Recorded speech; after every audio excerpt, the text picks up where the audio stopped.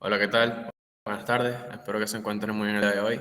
Les habla Reinier Habla, el profe de física, y el día de hoy vamos a estar viendo la clase correspondiente a movimiento y fuerza. Ok. El día de hoy vamos a ver la cinemática, los tipos de movimiento, la dinámica, tipos de fuerzas, las leyes de Newton y algunos ejemplos. Ok, empecemos con la cinemática. ¿Qué es la cinemática? La cinemática es la parte de la física que estudia y describe el movimiento de los cuerpos denominados como partículas. ¿Ok? ¿Qué nos quiere decir esto? Que la cinemática, lo dice claramente, es lo que estudia y describe el movimiento. ¿Ok? Ellos no estudian lo que ocasiona el movimiento, ellos describen cómo es el movimiento, como la aceleración, la velocidad, el desplazamiento, trayectoria, pero no estudian sus causas, solo cómo se mueven. ¿Ok? Y de partículas, porque principalmente en estas clases vamos a estudiar el movimiento como partículas o como bloques, ¿ok? No como unos cuerpos sólidos, rígidos, sino principalmente como partículas, como puntual, ¿ok? El movimiento se mide siempre con respecto a un sistema de referencia, ¿ok? Puede ser absoluto o relativo. ¿Qué es un sistema de referencia? Bueno, digamos que esta parábola que está acá, si tomamos este sistema como referencia, ¿ok? Esto se mantiene quieto y el desplazamiento, la trayectoria es toda esta parábola que está acá, ¿ok? Con respecto a este sistema de referencia que está eh, quieto, fijo a tierra, ¿ok?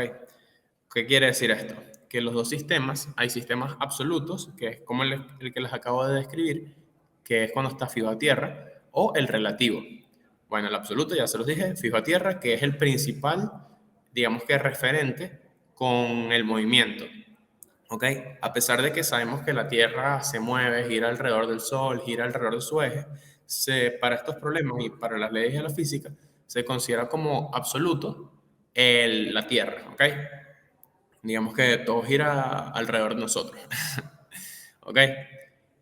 Para resolver los problemas. Ahora, ¿qué pasa? También tenemos un sistema de referencia relativo, ¿ok? Esto lo podemos ver con este ejemplo que está acá. Este señor que está acá, el que está vestido de negro, es o sea, él está en un sistema de referencia fijo porque está con respecto a tierra, ¿ok? Y aquí está otro señor en rojo que tiene un sistema relativo, ¿ok? ¿Qué quiere decir esto? Que para este espectador o para este sistema de referencia que está fijo a tierra, el tren, este señor que va sobre el tren, él se mueve, ¿ok? Y para el mismo señor rojo, para él mismo no se está moviendo. Es como precisamente cuando vamos en un tren, para nosotros mismos no nos estamos moviendo y la persona que tenemos al lado tampoco se está moviendo. Porque nuestro sistema de referencia que estamos usando en ese momento es relativo, porque estamos dentro del tren. ¿Y qué pasa si adentro del tren lanzamos una pelota hacia arriba? Bueno, nosotros vamos a ver que tenemos una línea recta desde nuestro punto de vista, desde nuestro sistema de referencia. Pero ¿qué vería un espectador desde afuera? En vez de ver una línea, una trayectoria recta, vería una parábola que hace así. ¿Ok? Eso es lo que quiere decir los sistemas de referencia. Siempre el movimiento es con respecto a un sistema de referencia, bien sea absoluto o relativo. Ok, ahora veremos los tipos de movimiento. Está el tipo de movimiento, el rectilíneo. Este describe, como su nombre lo indica, una trayectoria recta. Una trayectoria recta en una línea, digamos que es una autopista recta, estaría en un movimiento rectilíneo. Puede ser un rectilíneo uniforme, rectilíneo acelerado, uniformemente acelerado, depende. Pero el movimiento, a pesar de cómo sea, si es acelerado o no acelerado, va a ser un movimiento rectilíneo porque sigue una trayectoria recta. ¿Ok? Ahora vamos con el circular. El circular es un círculo, como su nombre lo indica, y un ejemplo de esto puede ser una redoma o una rotonda. Este es cuando un automóvil o un carro le da la vuelta a la redoma. Pasa con una trayectoria circular y ese sería su movimiento. ¿Ok? Ahora, el armónico. El armónico es aquel que se repite periódicamente por siempre. ¿Ok? Un claro ejemplo de esto puede ser el de un resorte. Sabemos que si tenemos un resorte y lo estiramos y lo comprimimos, este va a tener un movimiento armónico. A pesar de que al tiempo se va a detener, esto se detiene por cuestiones de fuerzas de roce y todo lo demás, pero el movimiento que éste realiza, si esto no existiera, sería un movimiento armónico, ¿ok? Como un nodo también sinusoidal, que ya lo veremos más adelante, ¿ok? Movimiento armónico. Y también tenemos el parabólico, que, bueno, como su nombre lo indica, su trayectoria sigue una parábola. Este es cuando el movimiento tiene una componente de velocidad horizontal y una componente vertical, ¿ok? Y por fuerza de la gravedad, recordemos que la gravedad es una aceleración que actúa hacia abajo, esta va con una velocidad hacia arriba y hacia la derecha. Entonces, la gravedad solamente actúa en la dirección horizontal, generando esta forma de parábola, ¿ok? Porque en la dirección horizontal no se genera ninguna aceleración, ¿ok? Entonces son los tipos de movimiento, algunos. Ok, ahora veamos la dinámica. La dinámica es la encargada de analizar la causa del movimiento, ¿ok? Recordemos que la cinemática solo lo describía el tipo de movimiento o cómo era el movimiento, las velocidades, aceleraciones. En este caso, la dinámica es la encargada de analizar las causas del movimiento, ¿ok? Y las fuerzas que ocurren entre ellas. ¿Ok? Es la acción que un objeto ejerce sobre otro o la capacidad que tiene para realizar un trabajo o movimiento. ¿Ok? De esto también se trata la dinámica. Muy importante este tema de capacidad para realizar trabajo o movimiento. ¿Por qué? Porque ya lo veremos más adelante en las leyes de Newton, pero recordemos que si un cuerpo no por sí solo no tiene la capacidad de generar trabajo o movimiento. Esto se debe gracias a la fuerza, ¿ok?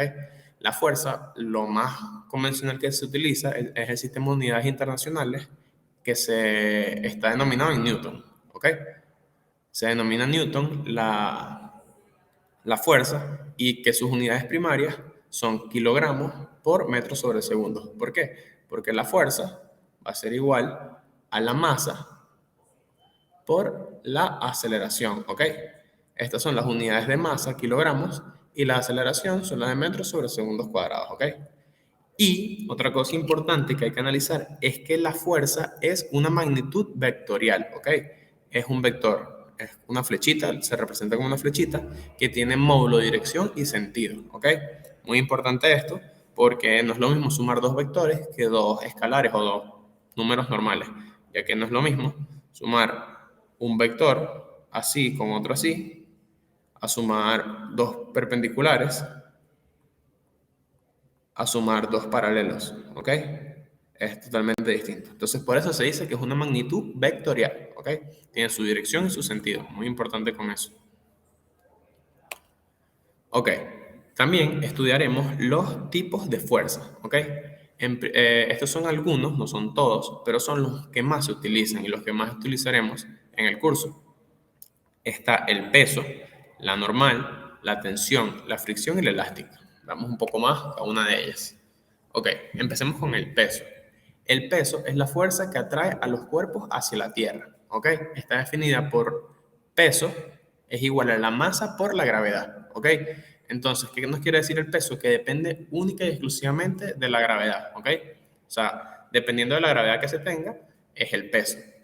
¿Ok? No, nunca confundir el peso con la masa. ¿Por qué? Porque comúnmente nosotros vamos al supermercado o a la frutería y pedimos, te pesan, entre comillas, la fruta y te dan, es en realidad, es la masa, los kilogramos que esta tiene. Por lo menos, si ponemos el peso y nos dan 15 kilos de cambures o de manzanas, esta, esta es la masa, no es el peso, ¿ok? Entonces no confundir el peso con la masa. Sí depende de la masa, pero en realidad el peso es una fuerza y no la masa. El peso siempre va a estar apuntando en dirección vertical hacia abajo, ¿ok? Como vemos acá, en este plano, tenemos un objeto que tiene masa y la componente siempre va a estar apuntando en dirección horizontal hacia abajo, ¿ok? Así tengamos un plano inclinado, igualmente el peso va a actuar de esta forma, horizontal hacia abajo. Nunca va a actuar, digamos que perpendicular a la superficie, ¿ok? Siempre va a actuar hacia abajo, que en este caso tendrían, bueno, ya lo veremos más adelante, con la fuerza normal, ¿ok? La fuerza normal, digamos que entre comillas, es lo contrario al peso. ¿Por qué digo entre comillas? Porque es la fuerza que se genera cuando un cuerpo está en contacto con la superficie y siempre es perpendicular al plano. ¿Ok? ¿Qué nos quiere decir esto? Que en este caso, cuando el plano está paralelo, está horizontal, aquí, solo en este caso, la normal sí será igual al peso. Pero, ¿qué pasa cuando tenemos un plano inclinado? Aquí en este caso no son iguales porque el peso va a estar actuando en esta dirección, ¿ok? Al igual que acá, el peso va a estar actuando en esta dirección y la normal está actuando en esto. Entonces, por trigonometría, esta normal tiene una componente en este eje, en el eje X, digamos, en el eje X, acá, y en el eje Y, ¿ok? Entonces, ¿y qué es la fuerza normal como tal? Bueno, supongamos que es la fuerza que nos mantiene en el piso, por así decirlo. Porque claro, si vemos el peso, es la fuerza que nos empuja hacia abajo, ¿ok? Entonces, si tenemos una fuerza, imagínense que estos somos nosotros, ¿ok? ¿Ok? El peso siempre nos va a empujar hacia abajo, por lo tanto, siempre estaríamos en caída libre, pero la normal es la que nos evita que estemos en caída libre, la que nos sube. Entonces, es una fuerza que va desde el plano de contacto hacia nosotros, ¿ok? Para que haya un equilibrio. Ahora, la tensión. ¿Qué es la tensión? Es la fuerza que se representa en la resistencia al estirar un cuerpo inelástico, por ejemplo, las cuerdas, cables o hilos, ¿ok? Muy importante, este término de inelástico, se considera que la tensión es inelástica y la masa de los cables o cuerdas, hilos, etcétera, va a ser igual a cero, ¿ok? Tenemos este caso, por lo menos, que esta tensión que va por toda esta cuerda es igual, ¿ok? Y vamos a borrar acá, ¿ok? Tenemos esta tensión y es la que impide en este caso que la caja termine hacia allá, ¿ok? Es la que va jalando en dirección paralela a la cuerda. O también, en algunos casos, la tensión suplanta la fuerza normal. Por lo menos vemos este caso de la grúa. Tiene una cadena que le ejerce una tensión hacia arriba, ¿ok? Y el peso va hacia abajo. No hay fuerza normal. Este es el peso. Y la fuerza que mantiene a la bola de demolición hacia arriba es la tensión, ¿ok? Muy importante con eso. También es importante aclarar que al ser cuerdas o cables, estas fuerzas son solo de tracción y nunca de compresión. Esta fuerza con un cable, como lo vemos, siempre va a jalar, nunca va a comprimir, no podemos empujar con un cable, ¿ok? O con un hilo. Entonces hay que tener en cuenta esto al momento de resolver los problemas. También está la fuerza de roce o la fricción, ¿ok? Esta es la fuerza que se opone a la fuerza aplicada, ¿ok? Yo siempre, muchos libros lo ponen como que se opone al movimiento, ¿ok? Yo lo pongo como que se opone a la fuerza aplicada. ¿Y por qué digo esto? Muchas veces, si es correcto, que se opone al movimiento. Veamos este caso. Eh, Tenemos un señor jalando un bloquecito, ¿ok? De tres maneras. La primera es cuando tenemos la fuerza de roce estática, que es cuando el bloque no se mueve, es muy fuerte, digamos, la fuerza, y esta fuerza es menor y no logra moverlo. Esta sería la fuerza de roce estática, que es esta que está acá. Esta fuerza, digamos que es variable dependiendo de la fuerza que se le haga. Esta fuerza puede variar. Luego tenemos esta fuerza de roce estática máxima, que es cuando justo antes de que empieza a moverse este bloque, estas dos fuerzas son iguales y ya cuando empieza a deslizar. Ya cuando empieza a deslizar se dice que es una fuerza de roce dinámica y en este caso es verdad. El señor está jalando hacia allá, el bloque se está moviendo hacia allá y la fuerza de roce va contraria, en este caso, al movimiento. Y vemos que va contraria a la fuerza, ¿ok? A esta fuerza que está acá. Pero ¿qué pasa? Imagínense, vean, el caso de caminar, ¿ok? Que aquí es donde yo digo que no siempre es opuesta al movimiento, sino a la fuerza que se aplica, ¿ok? Imagínense que estamos caminando y nosotros en realidad con los pies, este es nuestro pie, ¿ok? Este es nuestro pie. Nosotros en realidad nos movemos hacia allá, ¿ok? ¿Y qué pasa? Nosotros hacemos una fuerza con nuestro pie hacia atrás, una fuerza, y el roce va hacia adelante, ¿ok? La fuerza de roce. Entonces, por esto es que yo digo que en este caso nosotros nos movemos hacia la derecha y el roce también va hacia la derecha, porque la fuerza que nosotros le ejercemos al piso va hacia atrás. Entonces, por eso digo que la mayoría de las veces, sí es verdad, la fuerza de roce va contra el movimiento, pero no siempre, siempre, siempre, ¿ok? Entonces, a tomar eso en cuenta. Y la fuerza de roce se denomina por el mu, puede ser estático o dinámico, por la fuerza normal. La fuerza normal es la que ya vimos anteriormente. ¿Ok? Ahora, veamos la fuerza elástica. Esta es la fuerza que está presente en los cuerpos elásticos, principalmente en los resortes. O sea, es la mejor manera de expresarlo. La cual se expresa como la constante de elasticidad del material o del resorte por la deformación. ¿Ok? Vemos que acá, digamos, en primera instancia, en este ejemplo, el resorte no está deformado. Cuando se comprime, ¿ok? Se le hace una fuerza, digamos, para acá, para comprimirlo, el resorte genera una fuerza hacia la derecha debido a la compresión, ¿ok? Al igual que cuando lo estiramos, tenemos que aplicar una fuerza, como dice acá, para la derecha, el resorte te jala hacia el otro lado, ya que está elongado y siempre va a buscar mantener su posición de equilibrio, ¿ok? Ahora, veamos los diagramas de cuerpo libre. El diagrama de cuerpo libre no es más que una figura donde se muestran únicamente el cuerpo en cuestión, aislado conceptualmente de los demás cuerpos a su alrededor, junto con todas y cada una de las fuerzas que actúan sobre él. ¿Ok? Entonces, básicamente, el diagrama de cuerpo libre es representar de forma puntual un objeto colocando todas las fuerzas que le ocurren a este cuerpo, ¿ok? Digamos, en este caso, tenemos la masa 1 y la masa 2. Para la masa 1 tendremos una fuerza, siempre el peso hacia abajo, ¿ok? Vamos a borrar otra vez y ponerlo aquí, mejor. Ok, tendremos el peso hacia abajo. Vamos a ver si puedo cambiar de color. Azul, ok. Tenemos el peso hacia abajo, ¿ok? El peso. También recordemos que como tenemos un peso, en este caso también tenemos la normal, que valdrán igual, solo en este caso. Ahora, también puede existir, no nos dice nada, puede existir una fuerza de roce que, como vemos, la tensión va para allá, por la cuerda que está acá, una tensión, y, como digo, se opone la fuerza de roce, E aquí iría la fuerza de roce, ¿ok?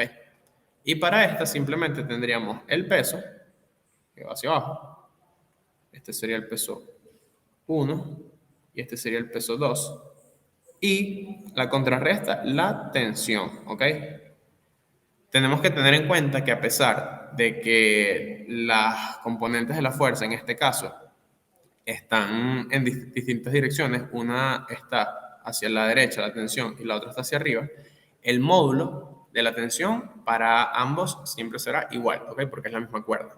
Tomar en cuenta siempre eso y recordarlo. Ok, ahora veremos las leyes de Newton. Tenemos tres leyes, la primera, la segunda y la tercera, ¿ok? Veamos qué dice la primera ley de Newton. Es el principio de la inercia. Todo cuerpo preserva su estado de reposo o movimiento uniforme y rectilíneo a no ser que sea obligado a cambiar su estado por fuerzas impresas sobre él. ¿Qué quiere decir esto? ¿Ok? Es lo que le estaba comentando al principio. Para que un objeto cambie su estado de reposo o de movimiento rectilíneo uniforme, deben haber unas fuerzas externas que hagan que cambie este estado, ¿ok? Imagínense que nosotros lanzamos un balón de fútbol americano por el espacio, ¿ok? En el espacio sabemos que no hay fuerza de gravedad, no hay fuerza de roce, no hay ningún tipo de fuerza.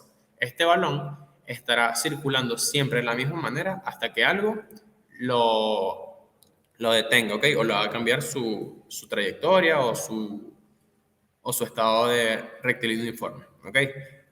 O si lo queremos ver en el caso en el planeta, imagínense que vamos en un autobús. En un autobús, cuando el autobús va frenando, hay una fuerza que te está cambiando tu estado de velocidad, ¿ok? Estás desacelerando, ya no es uniforme. Por lo tanto, tú tiendes a irte hacia adelante, ¿ok? Por la inercia, digamos, la inercia que lleva el cuerpo. O cuando un camión va muy rápido y va de lado, tiende a salirse de la curva. O bueno, en una bicicleta, tú vas con tu movimiento y si de repente no tienes bicicleta o hay algo que se interponga en el camino, puedes salir disparado porque llevas una inercia y no haber ninguna fuerza que te la quite. ¿Ok? Por eso es que saldrías volando. Ok, la segunda ley es la ley de la aceleración.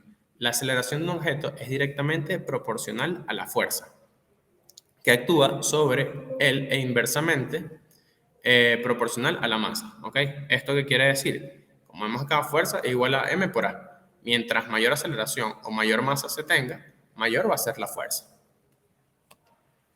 La ley de acción y reacción. Toda acción, como siempre hemos dicho, tiene una reacción. ¿Okay? Cuando dos partículas interactúan sobre una partícula, es igual y opuesta a la fuerza que interactúa sobre la otra partícula. ¿Qué quiere decir esto? Imagínense un ejemplo. Cuando empujamos una pared. Cuando empujamos una pared, la pared también nos empuja a nosotros. ¿Por qué? Porque cada acción tiene su reacción. La fuerza que tú le estás ejerciendo a la pared, siempre, digamos que te la va a devolver. ¿Ok? Esto tiene que ver con tema de conservaciones de fuerzas y que la fuerza, eso, de acción siempre tendrá su reacción. ¿Ok? Veamos un ejemplo de fuerzas. Primero, en este caso, vamos a, dice, dibuje en un diagrama de cuerpo libre la cantidad de fuerzas que actúan en el sistema. ¿Ok? ¿Qué debemos hacer? Ahora, vamos con la masa 1. ¿Ok?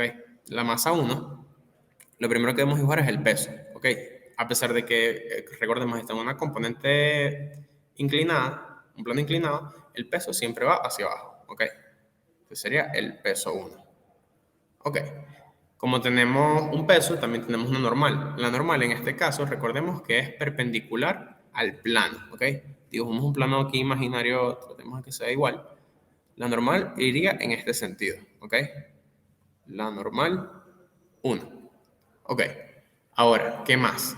¿Qué más tenemos? Tenemos la tensión que se ejerce. Entonces la tensión iría en esta componente, ¿ok? La tensión, ¿ok? Y como no nos dice nada, también diremos que tendrá una fuerza de roce opuesta a la fuerza de tensión. Tendremos la fuerza de roce 1. Ahora, para el cuerpo 2 tenemos el peso, ¿ok? El peso que está acá, el peso 2, porque es otra masa. Y la tensión, ¿ok? Que es lo que la mantiene hacia arriba. La tensión. En este caso, recordemos que estas dos tensiones, esta tensión que está acá y esta tensión que está acá, son iguales. Por lo tanto, nos quedaría algo así. ¿Ok? Con ya dibujado de buena manera. En este caso, ¿cuántas fuerzas tenemos? Tenemos una fuerza acá, otra fuerza acá, otra fuerza acá, otra fuerza acá. Son 4 fuerzas de este lado. Esta no la cuento porque es igual a esta. Tenemos esta. Entonces, en total tenemos 5 fuerzas actuando en el cuerpo. ¿Ok? Ahora, debemos calcular, con otro ejemplo, el roce que debe haber en el cuerpo 1 para que el sistema se mantenga en equilibrio. ¿Ok? Aquí tenemos masa 1 y masa 2. La masa 1 vale 50 kilogramos y la masa 2 vale 100 kilogramos. ¿Ok? Ahora, realizamos el mismo diagrama de cuerpo libre. Para el sistema 1 tenemos el peso, la normal, la tensión y la fuerza de roce. Y para el cuerpo 2 tenemos la tensión y el peso. En este caso, hacemos las sumatorias de fuerzas en el eje X, ¿ok? Que sería este. Y en el eje Y, ¿ok? Y como sabemos que el sistema debe estar en equilibrio, no debe haber aceleración, por lo tanto es igual a cero. Las dos sumatorias. Las tres sumatorias. Estas tres. ¿Ok? Luego que hacemos esto, podemos deducir que la tensión, la tensión será igual a la fuerza de roce, la normal será igual al peso 1 y la tensión será igual al peso 2. ¿Ok? Calculamos el peso 1 y el peso 2, nos dan 500 newton y 100 newton respectivamente. ¿Ok? Por esto calculamos la gravedad como 10 metros sobre segundos para facilitar los cálculos. Y con esto nos sustituimos en la ecuación, que esta que tenemos acá, que la tensión será igual al peso 2. Tenemos que la tensión va a ser igual a 1000, ¿ok? 1000 newtons. Y sabemos que la fuerza de roce, según esta ecuación, será igual a la tensión para que se mantenga en equilibrio. Por lo tanto, la fuerza de roce igual a la tensión, la fuerza de roce nos dará un valor de 1000 newton para que el sistema no se mueva, ¿ok? Permanezca estático. Y bueno, con esto el día de hoy aprendimos acerca de la cinemática, los tipos de movimiento, la dinámica, los tipos de fuerza, las leyes Newton y algunos ejemplos. Muchísimas gracias por su atención.